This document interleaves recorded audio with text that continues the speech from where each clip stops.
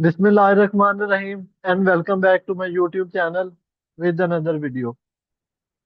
In today's video, we will discuss two topics, Python class and Python objects. Python, so first we will understand why Python objects and Python class is necessary in Python. As we know, Python is an object-oriented programming language.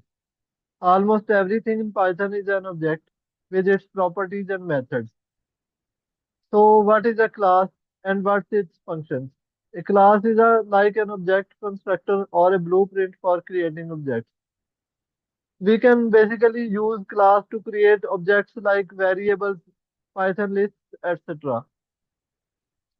So now let's see how to create a class. To create a class, we will use the keyword or function of class, which is this one. Here is an example of class, how we can create a class.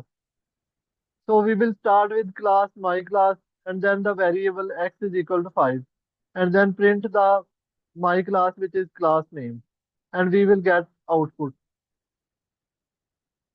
So now let's move on to object creation. We can use the class named my class to create objects. Let's see example. So we will same start with class my class x is equal to 5. Then we will denote my class to denote my class as P1.